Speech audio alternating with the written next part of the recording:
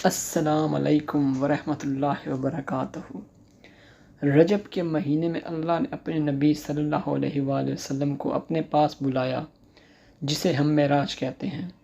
شب معراج کے لیے تمام مساجد اور مدرسوں میں عبادات، صدقہ اور خیرات کا اہتمام بھی کیا جاتا ہے۔ یہ اللہ کی بہت بڑی قدرت میں سے ایک چھوٹا سا نمونہ تھا کہ رسول پاک صلی اللہ علیہ وآلہ وسلم کو ان کے بستر سے اٹھایا اور تمام آسمانوں سے گزار کر 7ویں آسمان کے دروازے کھلوا کر سدرۃ المنتہا پر پہنچ کر حضرت جبرائیل نے کہا کہ میں اس سے آگے نہیں جا سکتا، اور پھر آپ اس سے بھی اوپر تشریف لے گئے۔ دوستو، اگر آپ نے ابھی تک ہمارے چینل فریڈم کو سبسکرائب نہیں کیا تو سبسکرائب کر دیں اور بیل آئیکن کو پریس کر دیں تاکہ ہماری آنے والی ہر ویڈیو آپ تک بآسانی پہنچ سکے۔ آپ صلی اللہ علیہ وسلم کی آمد پر عرش خوشی سے جھوم اٹھا۔ اللہ کا عرش آپ کی آمد پر جھومنے لگا۔ آپ پہلی ہستی ہیں جن کے قدم اللہ کے عرش پر پڑے، اور اس کے بعد اللہ نے آپ کو اور اللہ کے درمیان نور کے جتنے پردے تھے سب ہٹا دیے، اور پھر اللہ نے بہت ہی خوبصورت سلام پیش کیا آپ کو، اور قربان جاؤں میں اپنے نبی صلی اللہ علیہ وآلہ وسلم پر۔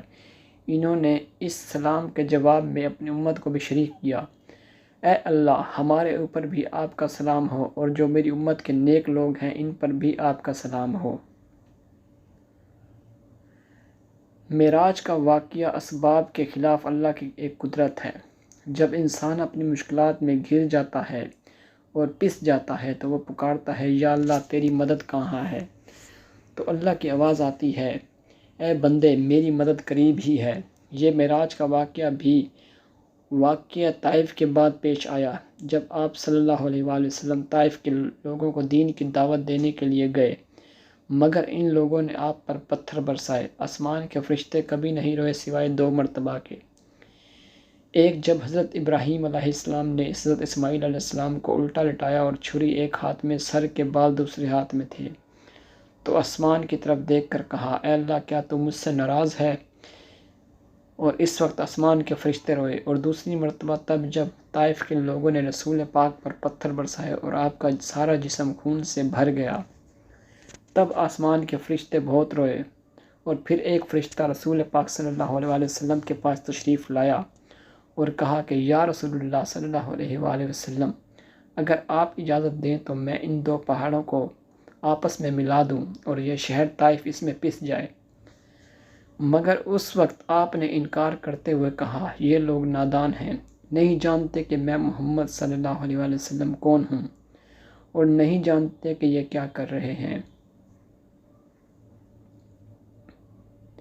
اس سب کے بعد یہ معراج کا سفر آیا۔ حضرت جبرائیل تشریف لائے، آسمان سب سج چکے، استقبال کے لیے قطاریں لگ گئیں۔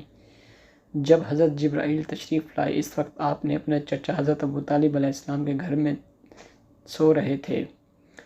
پھر آپ حضرت جبرائیل علیہ السلام کے ساتھ براق پر سوار ہوئے۔ پھر آپ وہاں سے بیت المقدس پہنچے، وہاں آپ نے نماز پڑھی اور پھر اللہ کی طرف سفر شروع ہوا۔ پھر جب آپ پہلے آسمان پر پہنچے تو حضرت آدم علیہ السلام نے آپ کا استقبال کیا، آپ کو گلے لگایا۔ پھر جب آپ اس سے اوپر گئے تو حضرت عیسیٰ علیہ السلام، حضرت یحییٰ علیہ السلام اور حضرت زکریا علیہ السلام نے آپ کا استقبال کیا، اور پھر سارے آسمان کے فرشتوں نے آپ کا استقبال کیا۔ تیسرے آسمان پر گئے تو حضرت یوسف علیہ السلام نے آپ کا استقبال کیا۔ جب آپ چوتھے آسمان پر گئے تو حضرت یونس علیہ السلام نے آپ کا استقبال کیا۔ پھر جب آپ 5ویں آسمان پر گئے تو حضرت ہارون علیہ السلام نے آپ کا استقبال کیا۔ پھر جب آپ 6 آسمان پر پہنچے تو حضرت موسیٰ علیہ السلام نے آپ کا استقبال کیا۔ پھر جب آپ 7ویں آسمان پر پہنچے تو حضرت ابراہیم علیہ السلام نے آپ کو دیکھ کر کہا، میرا بیٹا آ گیا، اور آپ کو گلے سے لگا لیا۔ پھر آپ صلی اللہ علیہ وآلہ وسلم وہاں سے سدرۃ المنتہا پر تشریف لے گئے۔ پھر وہاں پہنچ کر حضرت جبرائیل نے کہا، میں اس سے آگے نہیں جا سکتا، تو اللہ نے ایک تخت اتارا، رسول پاک صلی اللہ علیہ وآلہ وسلم اس پر بیٹھے۔ پھر آپ عرش پر پہنچے۔ پھر اللہ سے ملاقات کے بعد اللہ نے آپ کو جنت اور جہنم دونوں دکھائے، اپنی پوری کائنات دکھائی، جنتی اور جہنمی بھی دکھائے، ان کے حال بھی دکھائے۔ پھر آپ پوری کائنات کا سفر کر کے جب واپس لوٹے تو رات باقی تھی، یعنی وقت رک گیا تھا۔ یہ تمام واقعہ چند لمحوں میں ہوا۔ دوستو یہ تھی ہماری آج کی ویڈیو. اچھی لگے تو ویڈیو کو لائک ضرور کر دیں اور ہمارے چینل کو سبسکرائب کرنا نہ بھولیں. اگلی ویڈیو تک کے لیے اللہ حافظ. شکریہ.